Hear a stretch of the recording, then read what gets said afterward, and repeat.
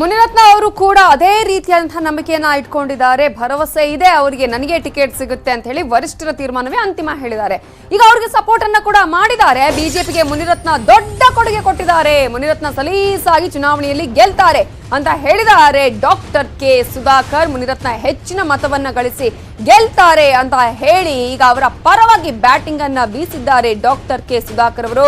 ಮುನಿರತ್ನ ಅವರಿಗೆ ಟಿಕೆಟ್ ವಿಚಾರದಲ್ಲಿ ಅನ್ಯಾಯ ಆಗಲ್ಲ ಅಂತ ಹೇಳಿ ಆಲ್ರೆಡಿ ಈಗ ಮಾತನ್ನ ಕೊಟ್ಟ ಹಾಗೆ ಹೇಳಿದ್ದಾರೆ.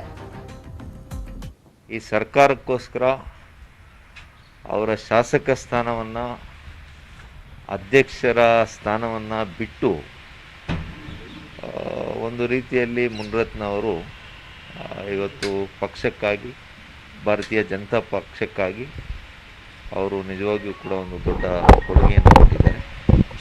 ಹಾಗಾಗಿ ಇವತ್ತು ಅವರಿಗೆ ಸ್ವಾಭಾವಿಕವಾಗಿ ನಮ್ಮ BJPಯ ಎಲ್ಲ ಉನ್ನತ ಮಟ್ಟದ ನಾಯಕರುಗಳು, ಮಾನ್ಯ ಮುಖ್ಯಮಂತ್ರಿಗಳು ಎಲ್ಲರೂ ಕೂಡ ಸೇರಿ ಸರ್ವಾನುಮತದಿಂದ ಅವರ ಆಯ್ಕೆ ಆಗುತ್ತೆ. ಅಷ್ಟೇ ಸರ್ವಾನುಮತದಿಂದ ನನಗೆ ಅವರ ಆಡಳಿತ ವೈಖರಿ, ಅವರ ಹೋರಾಟ, ಅವರ ಜನಪರ ಕಾಳಜಿ ಏನಿದೆ ಅದರ ಮೂಲಕ ರಾಜರಾಜೇಶ್ವರಿ ನಗರದವರು ಕೂಡ ಯಾವುದೇ ಪ್ರತಿರೋಧ ಇರೋದಿಲ್ಲ ಈ ಚುನಾವಣೆಯಲ್ಲಿ.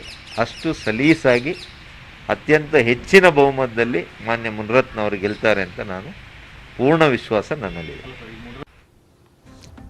ರಾಜಕೀಯ ಸುದ್ದಿಗಳು ಮಾತ್ರ ಅಲ್ಲ, ಬೇರೆ ಬೇರೆ ಇಂಟ್ರೆಸ್ಟಿಂಗ್ ಆಗಿರುವ ವಿಚಾರಗಳಾಗಿರ್ಬೋದು, ಕ್ಷಣ ಕ್ಷಣದ ಮಾಹಿತಿಗಾಗಿ ನೀವು ನಮ್ಮ News18 ಕನ್ನಡದ ವೆಬ್ಸೈಟ್ಗೆ ಲಾಗಿನ್ ಮಾಡಬಹುದು. kannada.news18.comಗೆ ನೀವು ಲಾಗಿನ್ ಮಾಡಿದ್ರೆ ನಿಮಗೆ ಕ್ಷಣ ಕ್ಷಣದ ಅಪ್ಡೇಟ್ ಮಾಹಿತಿಯ ಜೊತೆಗೆ ಸಾಕಷ್ಟು ಇನ್ಫಾರ್ಮೇಶನ್ ಕೂಡ ನೀವಿದ್ದಲ್ಲಿಯೇ ನೀವು ತೆಗೆದುಕೊಳ್ಳಬಹುದು. ಒಂದು ಚಿಕ್ಕ ಬ್ರೇಕ್ ತಗೊಳ್ಳೋಣ. ಬ್ರೇಕ್ ಆದ್ಮೇಲೆ